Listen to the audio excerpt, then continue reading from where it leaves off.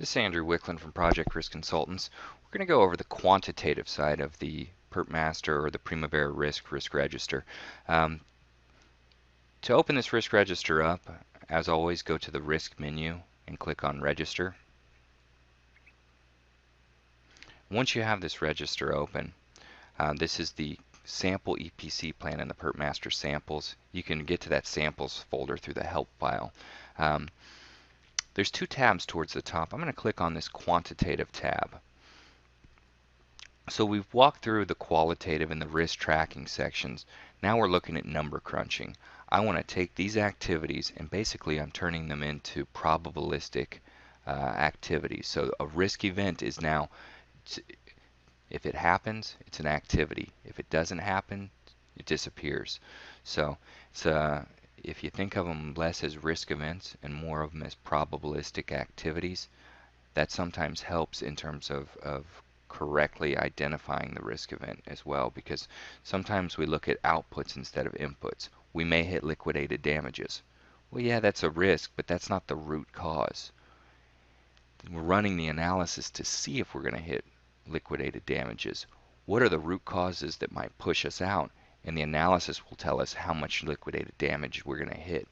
So quantitative side of the risk register, you've got two things. You've got sections of tabs. We've got a pre and post mitigated scenario. So I can create more than one scenario here. One for the risk if we leave it unaffected. One for the risk if we decide, hey, we're going to put mitigation steps in. So then I can do some what if scenario modeling. My personal preference is to make a pre-mitigated scenario only and then do the mitigation steps directly in the Gantt chart view. Because since these do turn into basically activities, probabilistic activities, you can manipulate them later just like any activity. So when I start to play what if scenarios, I can do a save as and run a what if. You're welcome though to do post-mitigated scenarios as well. And when you build an impacted risk plan, it'll ask, do you want to build the pre and the post-mitigated scenario? The reason I normally don't do it in here is oftentimes I'll run through 7 or 8 scenarios, and this only gives you the chance to do one post-mitigated scenario. So I might step through 10, 12 different what-if scenarios as the project team says, well, what if we do this? So that's where this brings you. If you do have some mitigation steps in there, you can put them in. Keep in mind, part of the reason we're running a quantitative analysis is so we can come up with our mitigation scenarios. If we come up with all our mitigation scenarios before we've ever analyzed anything, what are we doing? I mean, we've already come up with this. You know, these simulations are supposed to help us come up with the mitigation scenarios. So certain things we know we're going to mitigate. They're unacceptable levels of risk. Certain things, though, you know, mitigation steps and mitigation money is often thrown away because we're coming up with steps before we've done any analysis. We just see it's, oh, this is yellow on the chart. It's unacceptable. We're gonna throw money at it. So this is kind of justifying where we're spending our dollars. So we've got the risk view and the task view tabs.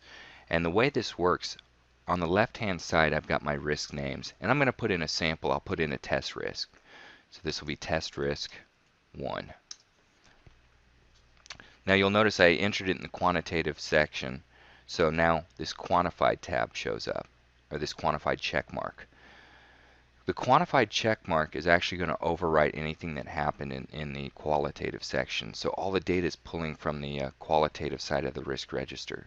So if I click on key resource unavailable, what you're doing in this section is you're taking a risk event and saying where would that tie to the schedule. So say, for example, we'll pick a simple one like contract delay. It's tied in one place after characterization. So if that contract delay hits, the way that Primavera Risk or Pertmaster is going to link it, it's going to link it finish to start after characterization. Maybe it needs to be before characterization. You might find a different tie-in point. If you're reporting downstream and it's a series of activities, it may not matter depending on the convergence points of the activities, etc. But we try and get as close to possible. As you know, some risks, maybe there's 5 activities in a stream that you could link it to any of them.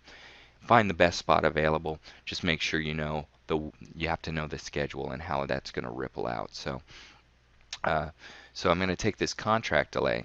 Now, from the Qualitative Risk Register, you can see this is grayed out. It has a 60% chance. And when you go to the bottom after I've check marked this, and I'll uncheck this, check it again, you'll see it adds in a link to characterization and a 20 to 50 day schedule impact, a $10 to $50,000 cost impact. That's pulling directly from the qualitative side of the risk register. The bucket was 10 to 50,000, so that's what it's running this to. What we're going to do is click quantified. And you said, well, you know, that bucket was 50 to 70%. We looked at this one, and that's a 50% chance of that risk happening. So we can quantify that. When we look at the bottom here, yeah, it was 20 to 50 days. But when we looked at it, it's really 20 to 25 days. It's going to make a huge difference statistically. So I'll go ahead and fine tune this number. And the cost impact, you know, we have it 5,000 to 15,000 maybe. So it's the buckets we set up on the qualitative side are more to get it in a range or in a ballpark. But before we do the quantitative analysis, we normally want to fine tune this. This is the type of thing in a risk workshop. If you get these discrete numbers, you can always back into a bucket value. It's very hard to go from a qualitative value from a bucket to a discrete number. So it's important when you have the right people in the room to get this information if you're going to use it for simulations. Because definitely if it's $10,000 to $50,000 risk, there's a big difference between 11,000 and 50,000. So we want to quantify this. Now I'm going to click on a risk that has multiple impacted tasks, and there's some values down here for correlate. Now these are 100% correlation values, and basically what this does, it'll correlate the impact ranges or it'll correlate the event existence. So say this key resource unavailable.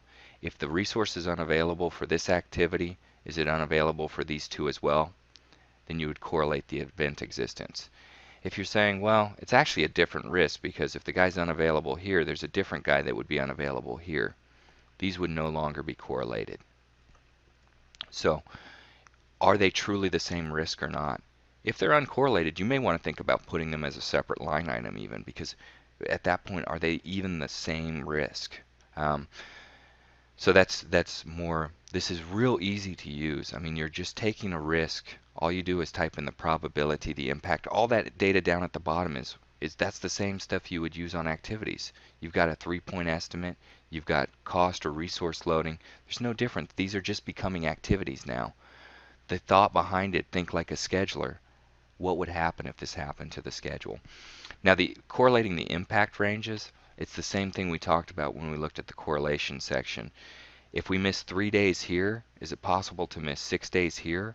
Or is it, if it's 3 days here, it's 3 days here and here? If it's 3 days across the board, then you're looking at correlating the impact ranges. If it's 6 days, when this is 3 and they're disconnected, then you don't want to correlate the ranges because their durations are independent. So you've got two pieces. The event existence, is that correlated? And the impact ranges, are those correlated?